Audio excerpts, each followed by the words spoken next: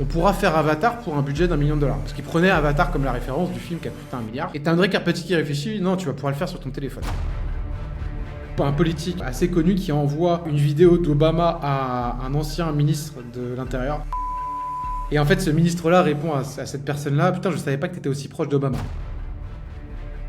La vraie défensabilité d'un Squeezie, c'est son personal brand. Pour la simple et bonne raison que tu vois la tête de Squeezie sur TikTok, tu t'arrêtes. À discours égal, effectivement, il va faire 10 fois plus de vues minimum. Exactement. Quelqu'un qui a le bon workflow et des trucs comme ça va se produire en une après-midi pour un budget de quelques centaines d'euros, voire moins, pour le même résultat. Dans combien de temps ? Salut à tous, bienvenue sur un nouvel épisode d'Orprompt. Aujourd'hui, je suis avec Brivael, le CTO d'Argile, une des boîtes IA françaises les plus intéressantes en ce moment, autour de tout ce qui est sujet de création vidéo, avatar IA. Et accessoirement, c'est un des gars les plus suivis sur Twitter, sur X, autour des sujets IA et tech. Salut Brivael, comment tu vas ? Excellemment et merci de m'inviter, très très cool. Bah écoute, super, ravi de t'accueillir. On va parler de sujets passionnants. J'ai plein de choses à te partager. J'ai hâte que tu nous en dises un peu plus sur ton parcours. T'es un peu multicasquette. Est-ce que tu peux te présenter un petit peu plus par rapport à les quelques secondes d'introduction que j'ai fait à ton sujet ? Yes, avec plaisir. Je m'appelle Brivael, j'ai 37 ans. Je suis tombé un peu dans le chaudron de l'entrepreneuriat à mes 14-15 ans. Pour le contexte, j'avais fait à l'époque un jeu en ligne qui était un clone de O-Game, qui était un des jeux les plus en vogue au milieu des années 2000. J'y ai joué. Et ouais, moi j'étais top 1 sur l'univers 40 et j'apprenais le dev en parallèle. À l'époque, sur le site du zéro, merci à Mathieu Nebra qui a formé, à mon avis, des armées d'entrepreneurs et de développeurs. Et suite à ça, en fait, quand j'avais 15 ans, ça a commencé à générer du revenu. Je gérais une petite équipe de 10 personnes, des modérateurs, des opérateurs. Et je me suis vite rendu compte que pour bien déléguer et pour entreprendre, en fait, il faut connaître le métier. Et on peut pas orchestrer, on ne peut pas manager des gens si on n'est pas passé par ces phases-là. Donc, en gros, j'ai toujours été assez stratège là-dessus. Sur la question que je me suis posée, c'est... j'ai toujours eu des ambitions max sur le fait de faire des vraies startups, dans le sens... pas une petite boîte, etc. Et j'ai tout orienté mes choix pro vers ça. Et donc j'ai fait des études d'informatique. Je suis parti 1 an dans la Silicon Valley en 2012. Ensuite, je suis rentré et j'ai bossé pour une boîte qui, à l'époque, qui s'appelle Tids, qui était la première boîte de Loïc Souméran, qui a fait par la suite Swile. J'ai eu la chance dans cette boîte-là de rencontrer Laodis, mon associé, qui est encore mon associé aujourd'hui sur Argile. On a monté une première boîte ensemble en 2016 qu'on a crashé. Pour le contexte, on a essayé de faire Discord. Le premier pitch de Halls, c'était Discord. Et en fait, quand on a commencé à bosser dessus, Discord est arrivé. C'était en octobre 2015, un truc comme ça. On a vu le produit arriver. On s'est dit, OK, le mec a plié le game. Le produit est trop bien, ça sert à rien d'aller là-dessus. Ce qu'on a essayé de faire à l'époque, c'était une plateforme de jeu de matching de joueurs compétitifs pour essayer d'éradiquer la toxicité des jeux en ligne. Donc, les jeux comme League of Legends, Overwatch. Sur LoL, il y a du boulot. Ouais, en fait, ce qui est drôle, c'est qu'avec le recul, on a craché cette boîte. Le produit était vraiment bon, on avait fait de l'acquise. C'était très dur de trouver un business model, mais je pense qu'avec le recul, on a craché cette boîte parce qu'on avait mal compris la nature humaine. Et en fait, j'en suis arrivé à la conclusion que la toxicité des jeux online et le concept de juste péter un câble sur un jeu, en fait, c'est un truc qui est un peu sain et qui fait que ces gens-là, au lieu de péter un câble dans la vie réelle, ils ont un peu un défouloir là-dessus. Donc, c'est pas très sain, entre guillemets, mais je pense qu'in fine, c'est quelque chose qui doit exister. C'est un exutoire. C'est un exutoire, exactement. D'ailleurs, Elon Musk, j'ai vu un tweet d'Elon Musk récemment où il disait les jeux vidéo sont mon exutoire. Au lieu de tuer des démons dans la vie réelle, je tue des démons online. Et je trouvais ça assez marrant comme catchphrase. Enfin bref, du coup, on a développé ça pendant 1 an et demi. Après, on s'est dit que en gros, on voulait remonter une boîte ensemble, mais on n'avait pas envie de repartir la tête dans le guidon direct. On a rendu, à l'époque, on avait fait une levée de 150 000 euros à 1 million de valo. En 2016, c'était une autre époque. On a rendu le cash. Je crois qu'on avait dépensé 30 ou 40 000 euros à l'époque sur cette levée de fonds. On a rendu le cash. Moi, je suis reparti bosser j'ai fait un peu de freelance. J'ai bossé pour Air Liquide, toujours sur des thématiques IA. Et après, j'ai bossé dans des boîtes IA assez intéressantes, dont une qui s'appelait... Early Bird, puis on s'est fait racheter par un groupe qui s'appelait Attract. Et j'ai bossé sur des systèmes de moteurs de recherche pour les gros sites e-commerce. Donc en gros, quand tu fais une recherche sur Asos, Adidas Co, j'ai bossé sur des problématiques relatives à ça et à la recommandation personnalisée dans les sites e-commerce. Donc, toujours dans l'optique d'apprendre pour la next step, etc., etc. Et c'était un écosystème assez intéressant parce qu'il y avait beaucoup de scale. Vu qu'on prenait le throughput de tous les sites e-commerce européens, bah, tu as des challenges en termes d'ingénierie qui sont intéressants. Et donc, du coup, pour conclure, il y a 3 ans, on est reparti, enfin 4 ans exactement, on est reparti avec Laodis un peu tête dans le guidon dans l'entrepreneuriat. On a fait pendant 1 an un projet qui s'appelait Snippet. Donc là, on n'avait pas levé de fonds. C'était un peu. Le pitch de Snippet, c'était un outil de knowledge management. Parce qu'on on s'est toujours partagé énormément de ressources. On est assez généraliste avec Laodis. Donc on se partage des ressources, pas mal de trucs, des articles, des vidéos, etc. etc. Et le pitch originel de Snippet, c'était comment sauvegarder le signal dans un article, dans une vidéo. Et on a construit ça pendant 10 mois. Et puis est arrivée la révolution ChatGPT, etc., etc. Et c'est là on a pris un peu un pivot parce qu'il fallait revoir un peu enfin, il fallait quasiment repartir d'une page blanche. Et c'est là qu'en fait, il y a eu un alignement des étoiles. On a fait une levée de fonds il y a à peu près 3 ans sur une V1 d'argile. On a construit un projet pendant 1 an qui était un peu une sorte de Zapier pensé pour la GenAI, qu'on a mis à la poubelle au bout d'1 an, on a pivoté. Puis là, depuis 2 ans, on construit du coup la version actuelle d'Argile qui est, on se voit un peu comme la couche entre les créatifs et l'humanité. Donc pour ceux qui ont des choses à dire, que ce soit pour éduquer les gens, entertain les gens et promouvoir quelque chose, et le contenu professionnel peut aussi être éducatif ou entertaining. Mais l'idée, c'est de créer la meilleure expérience possible pour les gens qui veulent créer des vidéos, en tout cas focus sur les vidéos, à l'ère de la GenAI. Donc voilà un peu le pitch et d'où je viens et qu'est-ce que je fais. Très clair. Bah, merci. Ouais, c'est intéressant d'avoir tout le background. Donc, début 2023, vous lancez Argile, vous pivotez en novembre, c'est ça, vers les avatariats. Et puis après, ça s'accélère. Vous avez fait YC en 2024. On a fait YC pour le contexte. Donc, au bout d'1 an, on pivote de notre première version. C'est une période assez compliquée parce qu'en fait, un pivot, pour le coup, c'est vraiment un pivot page blanche. On fout à la poubelle un produit qui avait 60 000 inscrits. Qui n'avait pas trop de revenus parce qu'on n'avait pas commencé à monétiser, mais c'était même pas ça le problème. Le problème, c'est que les verticales qui commençaient, là où il y avait des opportunités, c'était les verticales qui nous intéressaient pas.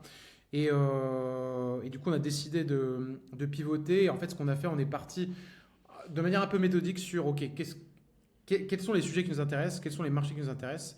On est assez naturellement allé vers les vidéos parce que, pour le contexte, mon associé a eu une période assez créative entre 2017 et 2021, il a écrit un roman de science-fiction, il a fait pas mal de choses artistiques, il a fait du théâtre, il a fait un court-métrage, il a fait beaucoup de choses.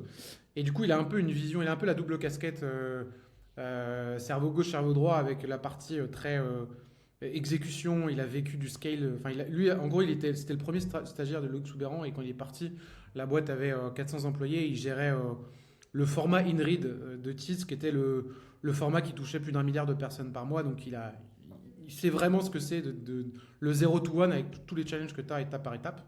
Et aussi, il est passé par une phase plutôt artistique. Donc c'est assez intéressant. Donc c'est pour ça qu'on est arrivé naturellement à la vidéo. Et en fait, ce qu'on a fait à cette époque-là, on a construit on a pris un énorme risque. En fait, moi, je m'épanouis que dans les trucs extrêmes et dans les choix extrêmes. Je suis incapable de devenir bon dans un truc qui m'ennuie. Du coup, en fait, à l'époque, ce qu'on a fait, donc septembre 2023, tu as Agen qui arrive avec son modèle et on se dit comment ça fonctionne. Et du coup, à l'époque, on teste tous les modèles open source, on lit tous les papiers de recherche sur le sujet et en fait, on bête sur une archi pour essayer de refaire un modèle state of the art sur de vidéos avatar. Et ce qui est intéressant avec ces modèles-là, c'est que c'est pas des gros modèles comme Sora ou Veo, donc tu n'as pas besoin de burner à des dizaines de millions de dollars pour avoir un résultat significatif. Et en fait, en itérant de manière un peu street smart, en 2-3 mois, on a réussi à shipper un modèle, quasiment un des meilleurs modèles de la planète, où on avait pendant 6 mois, on avait quasiment en termes de résultats, pas aussi bon en termes de toutes les langues, mais en termes de résultats, par exemple sur l'anglais, on était très très proche de celui d'Agen. Et en fait, c'est ça qui nous C'est pour ça que Laodis, il avait dit on a rattrapé les Américains avec 200 millions de dollars de moins. Exactement. C'est à cette période-là. Ouais, Ok. exactement. J'avais Et, vu ça. et du coup, en fait, c'est ça qui nous a un peu remis le pied à l'étrier. Donc, on a refait une levée de fonds avec EQT, qui est un fonds Ouais. suédois assez. Enfin, Ouais, un fonds suédois top ils sont tier en réputés, Europe. ouais, QT. Enfin, Ouais. ils, ouais, ils sont réputés. Ils ont fait le dernier tour de Lovable pour le contexte. Ouais. Et du coup, on a eu la chance de rentrer à Y Combinator et de partir 3 mois en l'été 2024 avec toute la team. Mais Et du coup, QT, depuis, c'était pas après Y Combinator? En gros, pour l'anecdote, ce qui s'est passé, c'est que donc on fait ce modèle-là. Moi, en fait, quand on a ce modèle-là, on voit le potentiel. On voit le potentiel. Et pour le contexte, on a commencé à avoir un momentum sur du privé. Euh, je vais te donner une anecdote assez marrante. C'est que quand on commence à avoir ce modèle-là, je commence à faire des vidéos d'Obama qui congratulent des intellectuels français que j'ai dans mon réseau. Et je commence à l'envoyer. En fait, ça pète le crâne des gens parce que littéralement, ils reçoivent un message d'Obama qui est une vidéo quasiment, enfin tu vois pas la diff. Et t'as Obama qui est en train de flatter l'ego des intellectuels français. Donc en fait, je me retrouve à devoir faire des deepfakes pour pas mal d'intellectuels de la place parisienne et ça commence il y a un momentum qui se crée et ça commence à devenir marrant parce que littéralement, il y a une anecdote croustillante là-dedans. Il y a donc un mec que je citerai pas, qui est un politique assez connu, qui envoie une vidéo d'Obama à un ancien ministre de l'Intérieur. Je ne donnerai pas son nom pour les gens chercheront. Et en fait, ce ministre-là répond à cette personne-là: Putain, je savais pas que tu étais aussi proche d'Obama. Et ça Et mourait de là, rire tu te parce dis, que il se passe quelque chose. ouais, ouais, c'est drôle qu'avec une techno qu'on a build en 3 mois avec beaucoup de bricolage, on arrive à déjà reach des personnes comme ça et duper en fait quelqu'un qui était ministre de l'Intérieur. C'est assez marrant. Et Et donc du en coup, gros, il y pour a. ceux qui connaissent pas Argile, tu peux nous expliquer comment ça fonctionne? C'est t'uploades une vidéo de toi 2 minutes, c'est ça? Ça, c'était la première version, donc ça, c'était le premier modèle, où en fait, il fallait uploader une vidéo de 2 minutes de toi qui parlait. Et le modèle, il apprend comment tu parles, il apprend ta photographie, il apprend ton style expression. Et en fait, une fois que tu as entraîné le modèle, donc ça, c'était la première version qu'on est en train de mettre de côté, euh, ce que tu peux faire, c'est taper un script. Et du coup, si tu as envie de faire une vidéo de toi qui éduque, qui entertain, un truc comme ça, bah, tu vas pouvoir juste taper le script. Et en fait, ça va refaire une vidéo de toi qui parle. Donc ça fait que au lieu d'aller dans un studio et de te filmer, bah, tu fais ton avatar une fois. Et après, le seul truc que tu as à faire, c'est soit le doubler ton propre avatar qui est en studio. Donc tu n'as pas à repayer le matos qui va coûter 10 000 balles ou la location de la salle à 300 euros. Soit tu tapes le texte. Et là, en gros, c'est en 2 étapes. C'est un, on prend le texte, on génère un audio, souvent avec Eleven Labs historiquement. Et là, maintenant, on intègre tous les modèles du marché. Et derrière, on génère la vidéo. Et en fait, Argile, ça fait quoi? Ça génère pas juste l'avatar qui parle, mais ça te fait tout. Donc l'editing, les b-roll, les captions, ça t'aide à faire le storytelling, etc., etc. Et en fait, on a vraiment construit tout un écosystème de vidéo editing. Donc il y a aussi l'éditeur qui va avec. Mais on a construit ça autour du concept des AI avatars.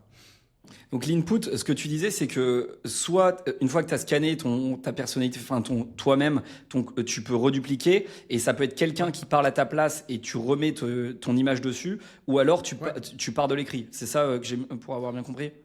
Ouais, en gros, tu as deux types d'utilisation. Ce qui est assez marrant, c'est que là où il y a beaucoup plus de stickiness aujourd'hui, c'est ceux qui utilisent.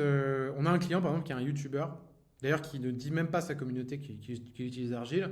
Ce qu'il fait, c'est que lui, il fait des En vocaux de France? 15 minutes. Non, c'est un Américain. Enfin, on en a pas mal, hein. On a beaucoup de clients en France. Enfin, on a 50% de nos clients aux US.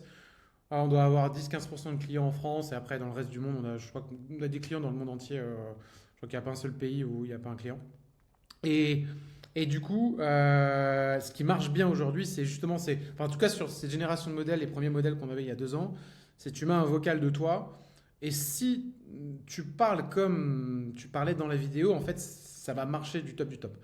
Par contre, le problème de ces modèles-là, c'est que vu qu'en fait, c'est des modèles qui sont basés sur du lip sync, c'est en fait, tu refais les 3 quarts du visage. Si t'es un peu enfin, en fait, si tu es dissonant en décalage avec le body language, ça va pas marcher. Et en fait, c'est les modèles qui marchent. Quand ça marche très bien. Quand ça marche pas du tout. Et c'est pour ça qu'en fait, on a créé toute la valeur qu'on a pu créer autour de ça. Et en fait, en octobre dernier, on a lancé la nouvelle version de notre modèle. Et maintenant, c'est des nouvelles architectures qui sont basées donc sur des modèles beaucoup plus gros, où en fait, tu viens plus mettre une vidéo en input. Enfin, tu peux, mais il n'y a plus de training et c'est plus du lip sync. C'est la scène est refaite dans son intégralité. Et là, ce qui est intéressant, c'est que en fait, on s'ouvre vraiment l'acting comme tu veux, la bonne émotion, le bon body language. Et plus on avance, là, plus en fait, la frontière entre ce que tu pourrais avoir en studio et ce que tu vas pouvoir avoir sur Argile se réduit de plus en plus, en gros. Ok. Et donc, du coup, pour maximiser les résultats avec l'utilisation d'Argile, est-ce que tu as intérêt à avoir peut-être une vidéo d'input de meilleure qualité, en tout cas des inputs de meilleure qualité, plusieurs angles, etc. Ou alors vous dites, en fait, quel que soit le niveau de qualité, du moment que tu as du standard, ça va être à peu près pareil en output. Si quelqu'un qui a beaucoup de budget, 3 caméras, il va avoir un avantage ou il peut juste se filmer avec un iPhone? Là, la dernière version qu'on a sortie, ce qui va changer encore, parce que là, on est en train d'intégrer les modèles, vraiment les modèles SOTA comme Seedance, qui changent Seedance encore la 2.0, donne. Ouais, Seedance 2.0 qui est... donc là, nous, on est en train de les intégrer en interne de manière extrêmement fine. Donc le modèle qu'on a sorti, Atom, qui était en octobre, c'est une photo. La photo, c'est moins convaincant que la vidéo. Par contre, c'est beaucoup plus... tu as beaucoup plus de liberté parce qu'en fait, tu peux éditer ta photo, tu peux rajouter un angle de caméra, tu peux changer les vêtements, en fait, tu peux tout faire. Ce que tu ne pouvais pas faire avec la première version. Donc nous, on a complètement mis de côté la version avec la vidéo, avec les cams. Et historiquement, on faisait ça, on avait même créé le produit où tu pouvais rajouter des cams. Donc tu créais une vidéo facecam, une vidéo avec un angle rapproché, une vidéo de trucs, et après tu venais choisir tes caméras. Le problème de ça, c'est qu'il y a beaucoup de logistique parce qu'il faut beaucoup de matos. Et ça, on est en train d'en sortir. Donc la version qu'on a lancée en octobre, maintenant c'est une image. Donc ça marche. C'est un peu moins convaincant, mais ça fait le taf pour beaucoup de use cases. Si tu veux faire de la vidéo sur TikTok, ça fait largement le taf. Et là maintenant, donc là, nous, on est en train d'intégrer les derniers modèles du marché. Et là, en fait, tu as le meilleur des deux mondes. Tu as la capacité de passer en input une vidéo de dataset. Et la vidéo de dataset, elle n'a pas besoin d'être... Enfin, ça peut être toi qui parles avec ton iPhone pendant 10 secondes. Et une fois qu'il y a ça, en fait, vu que le modèle refait toute la scène, il suffit juste de... en fait, l'agent va venir utiliser cette vidéo-là comme référence pour savoir qui t'es, comment tu parles, etc., etc. Et là, on peut te refaire dans n'importe quelle scène. On peut te refaire dans un studio podcast parfait, on peut te refaire en haut d'une montagne, on peut te refaire dans ta cuisine en train de prendre ton petit-déj. Enfin, tu as une capacité enfin, tu as une horizontalité sur les use cases qui va commencer à être parfaite. Et ça commence tout juste à fonctionner. Donc, Seedance 2.0 est le premier modèle là-dessus. Et on a enfin, moi, je suis assez bullish sur la prochaine version de VO qui va, à mon avis, sortir. Ça sera 3.2 ou 4, tu penses d'ailleurs? Oh, je pense que ce sera le 4, VO4, ou peut-être qu'ils changeront le branding, mais en tout cas, ce sera ça va être du lourd, quoi. Ça va être un gros jump. Ouais. Ouais, je pense que ça va être un gros jump. Enfin, en fait, ce qu'on a connu sur l'image quand ils ont sorti Nano Banana, même Nano Banana 2, je trouve que c'était vraiment la grosse claque. Je pense qu'ils vont mettre une claque aussi sur la vidéo comme ça. Et là, en fait, il va avoir un tipping point parce qu'en fait, là, aujourd'hui, sur la vidéo, on est encore dans cette illusion de, en fait, l'IA produit du slop. Parce que en fait, les modèles ne sont pas suffisamment contrôlables. Et en fait, c'est ça le truc à comprendre sur la vidéo. C'est que tant que les modèles ne sont pas suffisamment contrôlables, tu ne peux pas faire du storytelling et du contenu long. Une fois que les modèles sont contrôlables et tu vois les modèles comme un générateur de shots, en fait, nous, ce qu'on est en train de construire, c'est un écosystème pour bien orchestrer ces modèles-là. Et tu n'as pas un seul modèle. En fait, le mythe de croire que tu fais un prompt et tu as ta vidéo, ça marche pas comme ça parce qu'en fait, tu es toujours obligé de break down le problème et plus ta vidéo est complexe, plus tu as besoin de venir faire des choix sur le storytelling, sur les personnages, sur qu'est-ce qu'il dit, comment il rentre dans le truc, etc., etc. Et en fait, jusqu'à présent, c'était pas possible de le faire parce que les modèles n'étaient pas contrôlables. Donc le seul truc que tu peux faire, c'est faire prompt to vidéo. Et c'est objectivement le max qualité que tu peux avoir, ça reste un peu de la merde. Mais on va passer de ça à, en fait, on va utiliser ces modèles-là comme des générateurs de shots, comme si tu filmais une scène avec un vrai acteur. Et là s'ouvre, en fait, tout le contenu que tu vois sur les réseaux sociaux va être faisable, à part le live, en fait, à part ce qu'on est en train de faire là maintenant, tout le contenu qui consiste à faire des tournages, en fait, les MrBeast, même les Squeezie, etc., sont obligés de passer à l'IA. Parce que il y aura, en fait, ce sera prendre par exemple les vidéos qu'ils font avec, tu vois, son format avec les imposteurs qui rentrent dedans. Ouais. Ça, il va pouvoir produire avec son personal brand, avec Omar Sy, avec des stars et tout. Mais il va pouvoir, en fait, quelqu'un qui a le bon workflow et trucs comme ça va se produire en une après-midi pour un budget de quelques centaines d'euros, voire moins, pour le même résultat. Alors que aujourd'hui, dans combien de temps? Moi, dans combien de temps je suis plus en studio parce que je fais une vidéo par semaine au moins, ça m'intéresse. Je dirais fourchette ambitieuse, très ambitieuse, on va dire 2-3 mois, mid 6 mois, pessimiste 12 mois, je dirais, 12-24 mois pessimiste. Dans un an, Ah, le oui. seul format que je vais créer, ça sera un nouvel épisode de podcast, du coup en live, parce que ça sera le seul truc live avec toi. Ça va rester, ouais. Si c'est ça, c'est un truc de fou, hein. Franchement. Et je vais tu vois, pour ceux qui vont m'écouter, qui vont me dire ce mec-là est complètement délirant, je vous conseille d'aller voir le podcast de Andrej Karpathy, qui est l'ancien boss de Tesla, qui gérait l'IA chez Tesla, qui a fait tout le programme qui fait la voiture autonome. Il était passé chez Lex Fridman en octobre 2022, donc littéralement un mois avant l'arrivée de ChatGPT. Et dans ce podcast-là, d'ailleurs tu pourras retrouver le timestamp si les gens veulent le regarder. Ouais, on le mettra dans T'as Lex Fridman qui lui pose la question, donc ça veut dire que dans quelques années, on pourra faire Avatar pour un budget d'1 million de dollars. Parce qu'il prenait Avatar comme la référence du film qui a coûté 1 milliard. Et t'as Andrej Karpathy qui réfléchit, non, tu vas pouvoir le faire sur ton téléphone. Et en fait, on rentre dans un monde où littéralement, la technique, en fait, les gatekeeping de technique, tout ce qui coûtait avant des centaines de millions de dollars en technique, ça va plus rien coûter parce que les modèles sont capables de le faire. Ce qui fait qu'en fait, c'est le plus gros equalizer de l'histoire de l'industrie visuelle, parce qu'en fait, ça veut dire qu'un gamin dans sa chambre va compétir avec Christopher Nolan. Et du coup, ça veut dire qu'en fait, il va avoir un truc qui est un peu déjà sur YouTube, qui était un peu... Enfin, tu commences à avoir des gatekeeping sur YouTube, parce que mine de rien, tu vois, si tu n'as pas déjà un personal brand et une machine qui se met en route, tu peux pas faire des formats extrêmement quali. Tu as un peu un nivellement par le haut qui se fait sur YouTube. En fait, ce truc-là, ça dépend des formats. Sincèrement, ça dépend des formats. Ouais, bien Parce sûr, que je suis d'accord. les plateformes vont aussi, à l'inverse de ce gatekeeping, où tu peux te dire, il y a 10 ans, YouTube valorisait énormément les abonnés. Là, tu peux te lancer sur YouTube et faire 10 000 vues sur ta première vidéo. Donc, mais je vois ce que tu veux dire. Techniquement, en tout cas sur le divertissement, c'est la course à la production, ça c'est sûr. Mais il y a aussi des formats RAW qui reviennent, tu vois, qui font ça, beaucoup clairement. mieux. C'est sûr que tu auras toujours des exceptions et du format RAW. Par contre, si tu peux produire, en fait, si n'importe qui peut produire un documentaire qualité Netflix, qui aurait coûté 10 millions de dollars qualité Netflix, je vois pas dans quel monde, en fait, oui, tu vas avoir le mec qui va se prendre devant sa cam et machin, et ce sera un peu le contenu marginal, mais en fait, le contenu moyen que tu vas avoir sur YouTube, en fait, ce sera Netflix tiers. Et c'est ça et une fois que c'est possible, en fait, les gens qui avaient un peu un edge à mettre du budget vont le perdre. Et en fait, le vrai edge, ça va être la créativité et ta capacité à raconter les bonnes histoires et à être intéressant. Et en fait, ça va être... les gens ne voient pas le tsunami arriver parce qu'en fait, ça n'a pas encore cristallisé, les modèles. Quand tous les modèles sur toutes les différentes modalités vont être bonnes, parce qu'en fait, même sur l'audio, on commence à toucher du doigt la perfection. Sur l'image, tu vois, il y a ChatGPT qui vient de sortir un nouveau modèle, ça commence à être parfait. Quand ça va être sur la vidéo, là, en fait, tu vas avoir des plateformes comme les nôtres qui vont créer des expériences pour donner un levier infini aux créatifs. Et là va démarrer une nouvelle ère. Et ça va vraiment rabattre les cartes de beaucoup de... Enfin, pour moi, c'est un reshuffling complet de l'industrie YouTube, Netflix, Hollywood. Toutes les industries où tu as de la vidéo, ça va reshuffle. Avec tout ce qui va venir. Et cette créativité, elle ne sera pas résolue par l'IA non plus ? Tu penses qu'il y a du retard là-dessus ? Moi, je suis extrêmement déçu par l'IA sur le...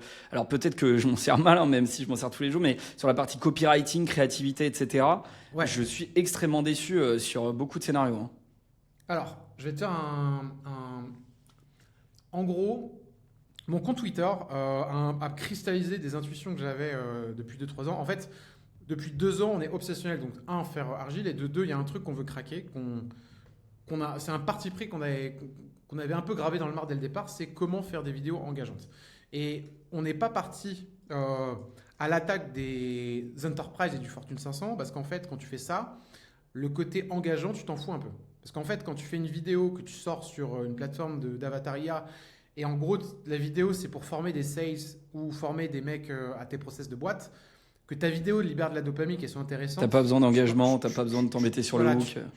Tu t'en branles en fait. Et ce qui est, dans mon sens, dramatique. Parce qu'en fait, si dans les on est boîtes, d'accord. C'est pour ça que personne ne suit les modules d'onboarding et skip, alors que tu pourrais. On est d'accord. Exactement, ça pourrait être fun et du coup, ça rendrait l'onboarding intéressant, tu vois.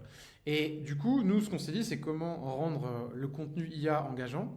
Et en fait, donc pour te donner un peu mon cheminement intellectuel, moi, je suis quelqu'un qui vient, en fait, j'adore rétro-engineer absolument tout et je viens un peu du hack, tu vois, ce que je te disais tout à l'heure sur les choix que j'ai fait, en fait, j'ai compris qu'il fallait que je passe par ces étapes-là et je suis assez méthodique sur comment j'attaque les choses. Et en fait, quand j'ai attaqué mon compte Twitter, là, en fait, en décembre, tout le monde a eu tous les développeurs ont eu une épiphanie sur comment bien leverager les coding agents pour faire du logiciel. Et tu as deux manières de le faire. Et là, je vais paraphraser Micode dans sa dernière vidéo, La fabrique des idiots, qui était vraiment génial d'ailleurs, où il parle des développeurs qui utilisent l'IA comme une béquille cognitive et des développeurs souvent seniors qui utilisent l'IA comme un amplificateur et voir ça comme une équipe quasiment des employés que tu orchestres. Donc, voir ça comme un levier cognitif. Parce qu'au final, déléguer... en fait, tu peux te dire que l'argent, le salariat, tout est levier en fait. Si tu as envie d'aller plus vite, bah, tu vas recruter des gens et ça te donne plus de levier. Et c'est infini et tu peux recruter 100 000 personnes que tu veux et plus tu recrutes, plus tu as de levier. Et en fait, donc moi j'ai eu en fait, pendant les vacances de Noël, je suis rentré en province chez moi et je me suis dit, ok, je vais attaquer tous les sujets que j'avais mis de côté en termes d'engineering assez deep. Et pour te donner du contexte, ce qu'on fait chez Argile, vu qu'on fait un éditeur vidéo, on a des problématiques qui sont assez velues, qui sont par exemple tout ce qui est lié aux transitions vidéo, par exemple. Les transitions vidéo, quand tu veux faire des bonnes transitions vidéo que tu peux avoir dans CapCut avec des beaux effets, etc., bah en fait, ça, tu es obligé de quasiment faire du code de jeu vidéo parce qu'en fait, la tech qu'il y a derrière, c'est des petits bouts de code qu'on appelle des shaders, c'est du code qui tourne sur les GPU. Et du coup, c'est pas trivial du tout à bien faire. Et en fait, j'avais payé un freelance qui nous avait fait une version un peu en fait, Good Enough, qui n'était pas du tout ce qu'on voulait avec des transitions stylées, etc., etc. Et en décembre, je me suis dit, vas-y, j'attaque ce truc-là et je vais voir si je peux le craquer parce que je savais exactement quoi faire. Le truc, c'est que généralement, quand tu orchestres et quand tu délègues, tu sais exactement quoi faire. Et en fait, le bottleneck, il est dans l'exécution, il n'est pas dans le fait de savoir ce qu'il faut faire. Et du coup, un dimanche après-midi, je me lance, il était 1h et je dis, vas-y, bah, j'attaque ce sujet-là. Et vraiment, là, je prends Claude Code comme si je déléguais une tâche à un ingénieur, tu vois. Et en une après-midi, le truc a réussi à me faire. Donc, il fallait écrire un plugin en C. Ensuite, intégrer le plugin en C dans une techno en Rust qu'on a qui est burn, en fait, qui vient burner la vidéo. Donc, burner la vidéo, c'est passer du projet vidéo où tu as toutes les couches, donc le duo, l'image, la vidéo, à en fait, tu as ta vidéo que tu peux partager sur YouTube. Et ça, c'est la phase de burning. Et donc, créer un plugin en C qui s'intègre là-dedans. Ensuite, écrire le code des transitions. Et en fait, vraiment, j'ai chiffré ce truc-là. Si j'avais dû recruter des gens, c'est 3 mois de taf avec des ingénieurs qui m'auraient coûté au grand minimum 800 balles la journée parce qu'en fait, c'est quasiment des développeurs de jeux vidéo et des mecs très très forts. Littéralement, en une après-midi, j'ai craqué le truc. Les transitions fonctionnaient. Et enfin, vraiment, ça m'a pété mon crâne. Tous les mecs dans les teams, attends, vraiment, il se passe un truc. Et en fait, il y a eu un virage du coup de l'agentique en décembre sur le code. Et donc, pour revenir sur la créativité, il y a un mois, donc un mois et demi, là, quand j'ai commencé mon compte Twitter, je me suis dit, bah, je vais appliquer exactement la même philosophie que j'applique au code, mais à la création de contenu. Et du coup, je me sers de l'IA comme un levier. Et en fait, la question que je me pose à chaque fois, c'est comment un truc qui m'aurait pris 3 heures va me prendre 5 minutes, en fait. Et donc, ma strat, donc, pour répondre à ta question, j'ai reconnecté tous les points et tous les contenus qu'on avait fait ces 2 dernières années qu'on buzzait. Il y avait toujours une créativité humaine, enfin, le spark, l'étincelle humaine pour savoir que ça va sonner juste et ça va fonctionner. Et en fait, j'en suis arrivé à la conclusion que les IA, et en fait, ça donne en partie raison à Yann Lequin sur ce qu'il dit sur le fait que les IA ça reste dans le champ des idées, ça peut pas être créatif, machin. C'est qu'en fait, les IA sont très très bonnes pour recracher une moyenne statistique et générique. Donc c'est pour ça qu'en fait, c'est pas créatif et c'est incapable de savoir, vu que ça n'a pas de ressenti du truc qui marche bien, tu vois, genre une punch, ça peut cracher, mais ça va être random, entre guillemets, tu vois, tu peux lui dire de faire des blagues, il y en a peut-être 1/10 qui va fonctionner, mais si tu lui dis choisis celle qui va fonctionner, il sera incapable de le faire parce qu'en fait, c'est quelque chose qui est quasiment, tu vois, qui est un humoriste qui balance la bonne punchline au bout moment. Mais il suffit qu'il s'arrête trop tôt, tu vois, ça peut pas se résumer à de la data, c'est pas le texte, c'est la manière dont il dit, la manière dont il va arrêter le truc, etc. Et en fait, je pense que la créativité, c'est vrai sur tout. Enfin, c'est mélanger des concepts ensemble et avoir ce ressenti de ça sonne bien, en fait. Et donc, pour répondre à ta question, je pense qu'en fait, les LLM seront. euh, je dis pas qu'il n'y a pas des IA dans le futur qui seront capables de ça, mais je pense que l'architecture des LLM est conçue de telle manière que, en fait, pour être créatif, il faut avoir un ressenti humain.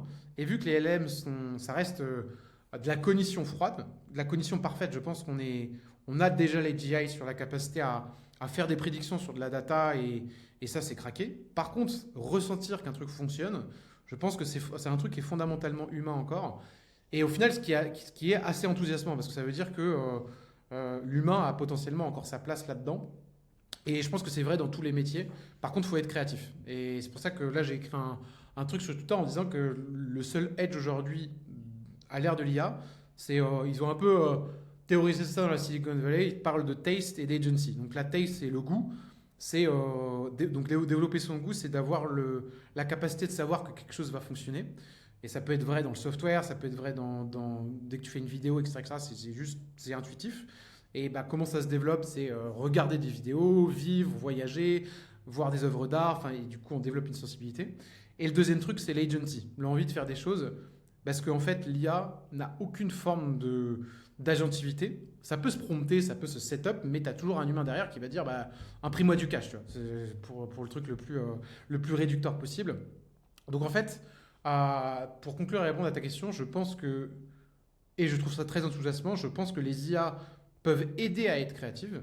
Ça peut aider à développer des idées créatives et ça, c'est très très bon.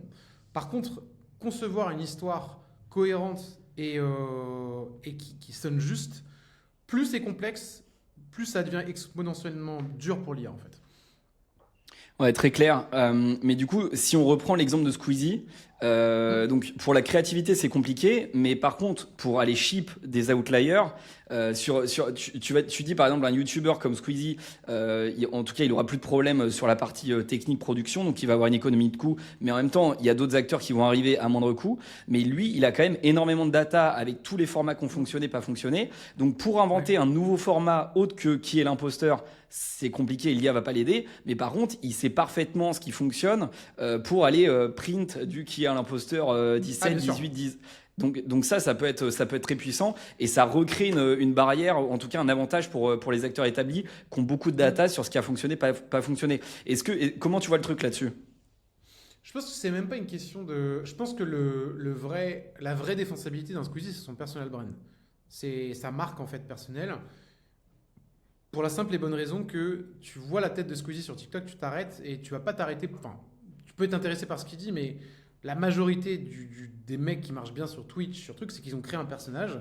À discours égal, effectivement, il va faire 10 fois plus de minimum. Exactement. Et du coup, c'est juste que pour moi, en fait, les youtubeurs qui vont vraiment se saisir de ça vont avoir un levier infini. Et je pense qu'un Squeezie, un MrBeast. D'ailleurs, ce qui va être drôle à voir, c'est que je te fais le call. Dans les youtubeurs, tu vas avoir trois typologies. Tu vas avoir les gens qui vont être extrêmement réfractaires et qui vont partir à la guerre contre ça. Ils vont dire non, moi je veux pas passer l'IA, je suis noble, etc. Ces mecs-là vont collapse. Pourquoi? Parce qu'en fait, ils n'arriveront pas à être compétitifs. Ça va s'écrouler parce qu'ils n'arriveront pas à être visibles et ils n'arriveront pas à créer la qualité qu'il y a besoin. Deuxième typologie, tu vas avoir les youtubeurs qui vont utiliser sans le dire. Et nous, on le voit déjà. Et je pense que ça va être la plus grosse majorité parce que tu auras une hypocrisie latente de certains youtubeurs qui vont pas vouloir prendre les coups parce qu'en fait, aujourd'hui, dire je fais mon contenu avec de l'IA, c'est tu te fais fouetter en place publique par ta communauté parce que la communauté n'a pas encore compris que l'IA est un outil et un levier pour juste créer plus Et truc, et utiliser l'IA, ça veut Bien rien sûr. dire. C'est comme si tu disais, je tape sur un ordinateur, c'est pas noble, j'aurais dû prendre mon crayon et mon papyrus, tu vois. Et moi, j'aurais pas honte là-dessus. Hein. Si franchement, après, je suis aussi dans le domaine de l'IA, donc, mais à la limite, t'es pas obligé de faire un disclaimer en début de chaque vidéo, dire attention, c'est mon clone. Tu peux le mettre enfin, c'est-à-dire, c'est quoi assumer, pas assumer? Toi, tu dis assumer, c'est au milieu de chaque vidéo mettre des disclaimers et dire c'est pas moi. Non, c'est même pas, c'est juste, en gros, aujourd'hui, je pense qu'un YouTuber, là, actuellement, tu as un YouTuber qui crée, tu vois, un Squeezie ferait sa chaîne full IA. Je peux te le call, il y Oui. aurait 90% de commentaires négatifs sur sa chaîne YouTube. Et du coup, Sur du mass market, c'est sûr, c'est clair. c'est sûr et certain. Et du coup, et pour te donner un contexte très parlant là-dessus, dans nos business angels, on a un YouTuber qui s'appelle Quabblecop, qui est un peu J'ai le vu Squeezie l'histoire, ouais. hollandais. Ouais. Et lui, je te le call, en fait, c'est un pionnier. Il sera vu dans quelques années comme le pionnier qui avait tout compris avant tout le monde. C'est qu'il a commencé à faire de l'IA il y a à peu près 2 ans et en fait, il a pris toutes les vagues. Et lui, par contre, il l'assume. Il en a absolument rien à foutre. Il a un peu rétropédalé, non, quand même? Il a rétropédalé, mais il va revenir big Oui, il time. va En fait, revenir, il fait ça à chaque fois. Et en fait, c'est juste qu'il attend que la tech, machin, il surfe sur un truc et il joue avec sa communauté comme un chat jouerait avec sa souris. En fait, tu vois, tu verras qu'il reviendra parce qu'en fait, une fois que ça fonctionne bien et une fois que ce sera rentré dans les mœurs, parce qu'en fait, j'aime bien la phrase qui dit une technologie, elle est ridicule, dangereuse, évidente. Et en fait, là, on est dans la phase dangereux, tu vois, on est passé de ridicule à dangereux là avec Seedance. Et c'est qu'une question de temps avant que ça devienne une évidence. Et en fait, plus personne se posera la question. Le label AI Generated, tout le monde s'en branle. Vraiment, nous, on a fait des tests. C'est un truc, c'est bien pour les boomers pour pas qu'ils se fassent scam. Mais la réalité, c'est que tout le monde s'en fout. Le contenu performe de la même manière. Et en fait, bah, ça changera rien du tout. Les gens, en fait, tu auras du personal brand full IA, tu auras du personal brand hybride, tu auras des personnages IA full inventés. Et tout ça performera ou performera pas. Et en fait, le truc IA, pas IA, je sais pas c'est quoi la timeline, mais d'ici 5-10 ans, c'est à peu près certain que plus personne n'en parlera parce que ce sera devenu une commodité. Et surtout que la nouvelle génération, tu vois, quelqu'un qui a 14-15 ans aujourd'hui, qui grandit avec ça, tu vois, il n'aura pas ces freins mentaux de ah, c'est pas fait que de l'IA, c'est une technologie qui va apprendre et qui va saisir. Et pour lui, ce sera comme un nouveau crayon, tu vois, et il va créer avec ça, tu vois. Et du coup, ça va vraiment être intéressant de voir tous ces youtubeurs actuels. Et du coup, bah, les troisièmes qui vont assumer et qui, eux, auront pas peur de prendre les coups. Mais bah, ça demandera un certain courage. Et ceux qui prendront ce courage-là, c'est sûr qu'ils gagneront à moyen long terme. Donc ça va être Et je pense que très c'est gagnant intéressant. pour tout le monde. Demain, t'es un fan, t'es archi fan d'un YouTuber. Si tu perds pas en niveau de qualité, t'as intérêt à ce qu'il fasse plus de contenu de plus grosse qualité C'est ça. avec de l'IA et que le temps qui se libère, il le passe peut-être en live, peut-être sur Twitch, etc. Avec toute l'authenticité que tu peux vouloir aller chercher. Donc, moi, sincèrement, ça m'intéresse. J'avais fait des tests pour de la production sur YouTube en direct. Je pense que aujourd'hui, t'auras pas quand même le même watch time, etc. Comment tu vois les choses? Toi, tu as des gros acteurs aujourd'hui qui tournent sur YouTube et notamment, ça m'intéresse que tu nous parles aussi de anglophone versus francophone. Est-ce que la techno est aussi performante sur du français? Vu qu'on est un pays où on a un problème avec la valeur, vu qu'il n'y a pas de business à faire, et je pense que là tu pourras tout recaler, en gros, les acteurs, les big labs, voient la France comme un pays où il n'y a pas de business à faire. Et c'est ça qu'en fait, c'est pour ça que moi j'essaie de taper un peu dans la fourmilière sur Twitter, c'est que tant qu'on n'acceptera pas qu'en fait, faire du business, créer de la valeur, ça fait de la croissance, parce qu'en fait, sur les 299 euros que je vais facturer, je vais payer des impôts là-dessus. Et vu que tu as plein de mecs qui s'insurgent de ça, ils devraient être contents, parce que littéralement, je vais payer 30-40% d'impôts là-dessus. Et en fait, vu que le moindre mec qui essaie de créer de la valeur dans ce pays, il se fait couper la tête, bah en fait, les big labs aujourd'hui ne veulent même pas, n'investissent même pas du compute, parce qu'en fait, pour avoir des modèles qui marchent bien en français, qu'est-ce qu'il faut faire? Il faut mettre des datasets en français, et ça coûte de l'argent. Et en fait, les Chinois et les Ricains, ils sont pas cons, ils raisonnent comment? Est-ce que si je mets 50 millions pour que mon modèle marche bien en français, j'ai un ROI? Si ils regardent le marché français, il n'y a pas de croissance, le moindre mec qui veut créer de la valeur, tout est lent, tout est frictionnel, bah en fait, ils ne le font pas. Et du coup, je pense que ça finira par marcher, mais on va avoir des modèles qui marchent bien en français peut-être dans 6-12 mois. Et en attendant, effectivement, les modèles marchent mieux en espagnol, ils marchent mieux en anglais. En gros, c'est anglais, japonais, très très bon marché aussi. Comment ça se fait? Ils investissent plus? Les Japonais, en fait, les Japonais, moi ça m'a fasciné. La dernière fois, il y a beaucoup de gens qui essaient de scammer les trials, etc. J'avais fait la liste des pays, des bons payeurs. Tu vois, juste de manière pragmatique, tu prends les chiffres Stripe. Le Japon, entre les mecs qui mettent leur carte et les mecs qui payent le trial, donc on a un trial de 5 jours, le taux de paiement sur le Japon, c'est 70%. Le deuxième pays, je ne sais plus c'est lequel, je crois que c'était un pays européen, Allemagne ou un truc comme ça, 50%. Les pays carrés. Et après, tu as la France qui arrive. Exactement. Ouais, non, la France, au final, ça va. Les pays où il y a le plus de scammers, je crois que c'était la Thaïlande. J'étais d'ailleurs étonné de ça. Il y a beaucoup aussi, le taux de fraude était pas mal au Portugal. Mais c'est assez drôle parce qu'en fait, ça en dit beaucoup sur. Je pense qu'il y a une corrélation à faire entre le niveau d'éducation d'un pays et cette capacité à respecter les choses. Et les Japonais sont très droits, tu vois. Et du coup, je pense que c'est très connexe. Donc, pour répondre à ta question initiale, le marché, oui, effectivement, le marché anglophone est bien plus fertile que le marché français. Moi, j'ose espérer qu'au bout d'un moment, la chape de plomb en France finira par péter et qu'on arrêtera d'avoir cette hypocrisie de tout le monde qui a le doigt sur la couture. Tous, hein, les youtubeurs qui ne veulent pas parler qui sont en train de dire moi je gagne 2000 euros par mois alors qu'ils encaissent 10 millions sur leur holding.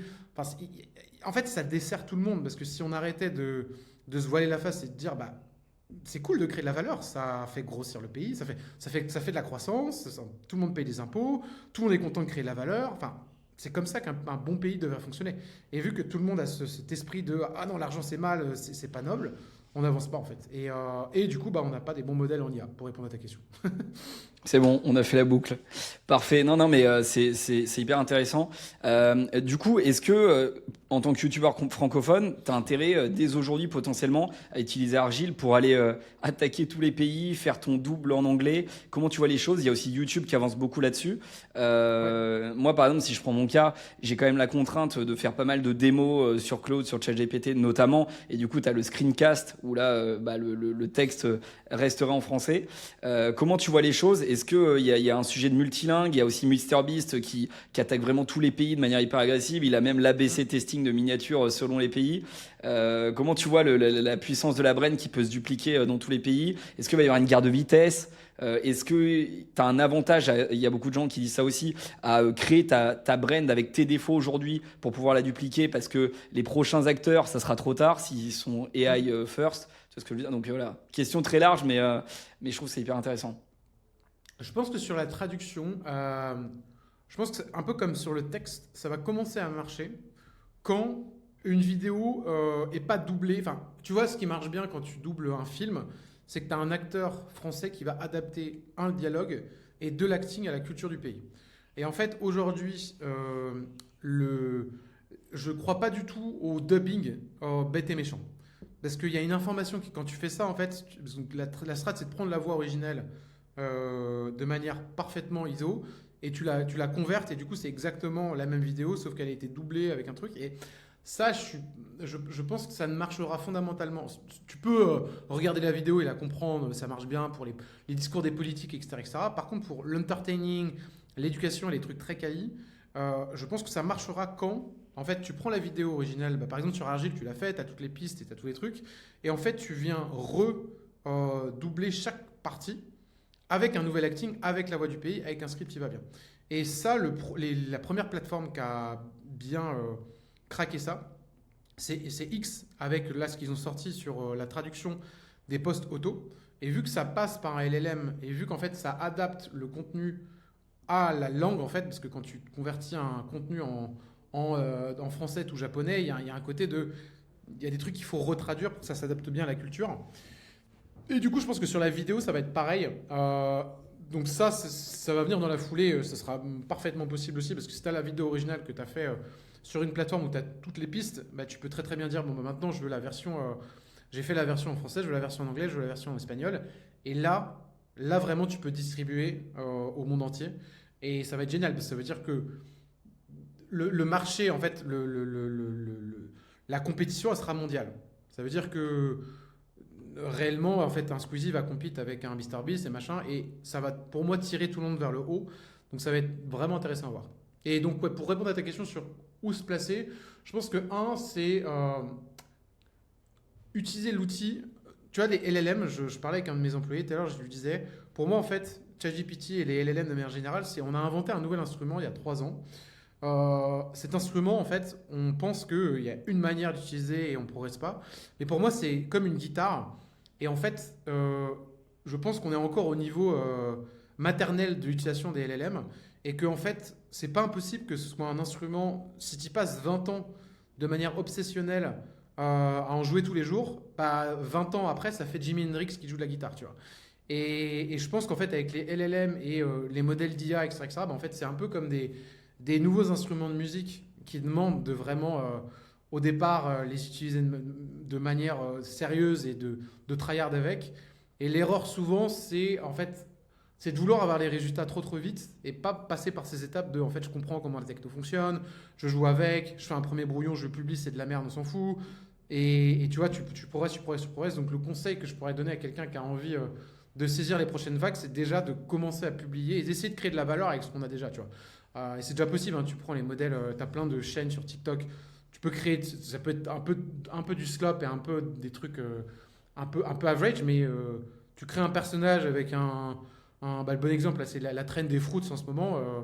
Les mecs ont été créatifs, tu vois, et ça performe. Et donc, il n'y aura pas d'avantage au premier arrivé avant l'IA qui pourra dupliquer sa marque. Ça, t'y crois moins? Je pense que tu as toujours un personal branding, il compound et si tu l'entretiens, il va toujours se maintenir. Je crois beaucoup, en fait, moi je crois au monopole. En fait, Peter Thiel a une théorie sur les startups. Il dit en fait les startups qui marchent, c'est les startups qui créent des monopoles. Et en fait, la content creator economy, pour moi, t'as que des monopoles. En fait, tous les gens qui sont authentiques, ils ont créé leur monopole de brand. Et Naval Ravikant parle beaucoup. Il dit il n'y a qu'un seul Joe Rogan, il n'y a qu'un seul MrBeast, il n'y a qu'un seul Lex Fridman. Et tu sais, ils ont tous leur style différent, ils sont authentiques. Et du coup, je crois beaucoup à, bah, en fait, est-ce que MrBeast encore la dalle de continuer à faire du MrBeast à l'ère de l'IA? S'ils le font, bah forcément, il va continuer à partir et peut-être qu'il pèsera 10 milliards un jour. Euh, et quelqu'un qui démarre aujourd'hui, la question c'est l'authenticité de la création de contenu. Et authentique, ça ne veut pas spécialement dire réel personal brand. Tu as des chaînes, par exemple, tu prends une chaîne comme Trash, par exemple. Tu vois, j'ai rencontré le mec qui est là derrière la chaîne Trash. Le mec, c'est un ingénieur brillant. Et en fait, il a créé tout un écosystème et une brand autour de ses personnages. Tu vois, ça, pour moi, c'est une brand authentique. Il a créé un asset. Et en fait, ça, tu vas avoir plein de nouvelles chaînes et de nouveaux concepts, des mecs qui vont te sortir des personnages sortis de nulle part, qui vont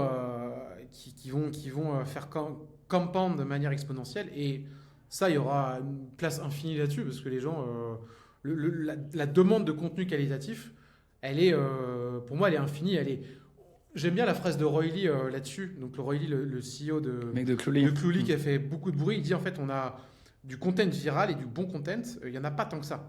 Tu vas sur TikTok, c'est beaucoup de content recyclé, remixé, etc. Mais le content à forte valeur ajoutée virale, c'est pauvre en fait. Et tu vois, moi, je suis un gros consommateur de conférences. Je me suis tapé par exemple toutes les conférences d'Étienne Klein, qui est un mec qui vulgarise la physique avec un prisme philosophique.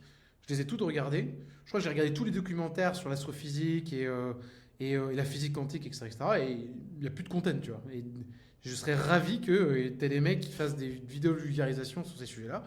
Et vraiment, je suis à court de trucs, tu vois. Et donc, les gens pensent qu'on est en saturation de contenu. Moi, je pense que c'est l'inverse. On est déjà saturé de contenu, mais on est saturé de 90% de merde. Et qu'en gros, là, maintenant... On n'est pas saturé par la qualité aujourd'hui, quoi. Ouais, exactement. Ok, bah écoute, super. C'est passionnant en tout cas cet échange. Toi, c'est quoi la suite pour toi là, à la fois sur Argile et puis sur ton aventure assez récente avec Twitter? J'ai vu que tu avais été retweeté par Elon Musk. T'as été validé par Oussama. J'ai vu un tweet aussi qui a dit que tu l'avais aidé à répondre aux haters en automatique. Écoute, ça m'a fait marrer.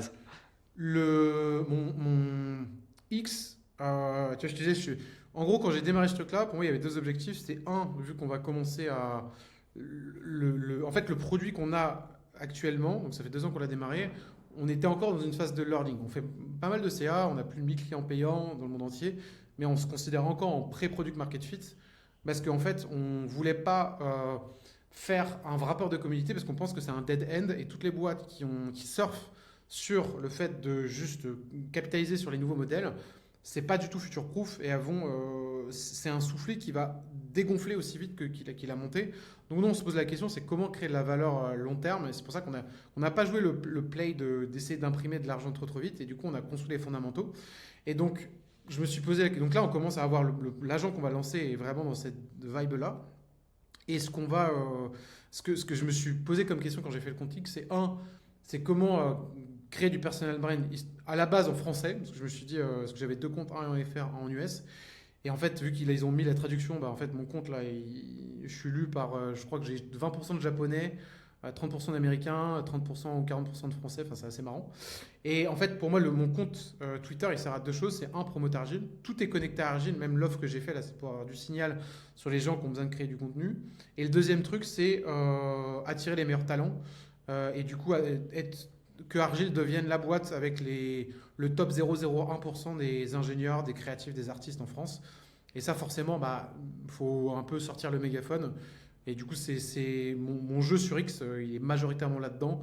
Et du coup, après, je parle d'autres sujets, mais ça reste un hobby et une side quest. Et Argile reste 80 à 90% ou 95% de mon focus est sur Argile. Donc, c'est faire le meilleur produit et orchestrer un peu toute la team qu'on a en interne, quoi.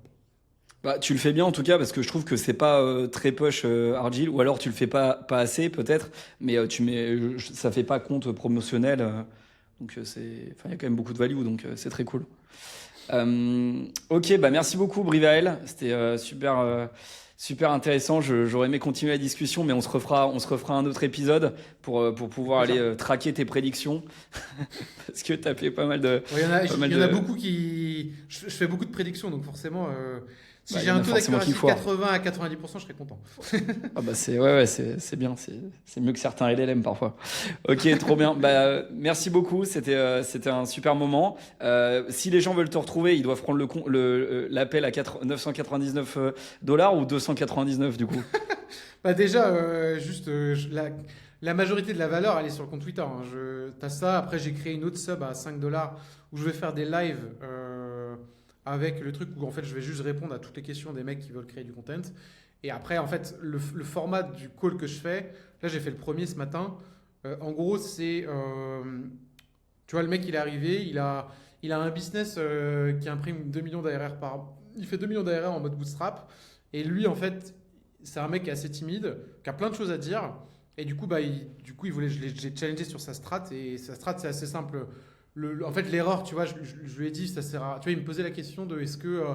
C'est quoi la bonne strat parce qu'il y a les strats où tu vas faire que des réponses, il y a les strats où tu vas faire que des posts. Et tu vois, la question que je lui ai posée, je lui ai dit est-ce que quand tu parles avec tes potes, est-ce que tu es dans le prosélytisme ou est-ce que tu es dans le pédagogique éducation, tu vois? Parce que tu as les deux types de personas. Moi, tu vois, je gonfle mes potes, je suis toujours à essayer d'imposer mes idées, mais parce que littéralement, j'ai toujours été comme ça et ça me fait kiffer, tu vois. Et des fois même avec les travers qu'il peut avoir, tu vois. Et du coup, Twitter, c'est une extension de ça. Ce mec-là, en l'occurrence, c'est un mec qui m'a dit qui est un peu timide, qui est un peu introverti, mais qui a un avis sur pas mal de trucs. Et je lui dis, bah effectivement, aller répondre à des mecs sur Twitter qui disent de la merde, c'est la bonne strat parce que du coup, tu vas être pertinent dans tes réponses. Et je lui ai donné un hack que moi je fais, c'est qu'au lieu de répondre directement au tweet, c'est de quote la réponse. Ouais. Et de copier-coller la réponse en réponse du tweet. Parce que du coup, ça veut dire que les gens vont te voir comme si tu avais fait un tweet de réponse, sauf que c'est une réponse. Et ça, c'est un peu un hack que je fais. C'est ce qu'a fait Elon Musk avec toi, non, pour prendre ton buzz. Ouais, exactement. Ouais, oui, mais c'est un peu le. Je trouve que c'est un bon hack pour quelqu'un pour les gens qui n'ont pas envie d'être dans la pure création, mais plutôt dans le fait d'apporter de la valeur par des réponses. C'est un bon hack, je trouve. Ok, bah top. Bah merci. Comme d'habitude, on va mettre tous les liens en description. On mettra Argile si vous voulez tester. Mais hâte de voir comment ça va avancer. Et puis sincèrement, très chaud pour retester. Moi, pour la partie créa de contenu, forcément, ça m'intéresse. Donc on verra tout ça. Mais merci beaucoup, Brivael. C'était un super moment. Et si vous voulez retrouver Brivael, tout est en description. Merci. Ciao tout le monde.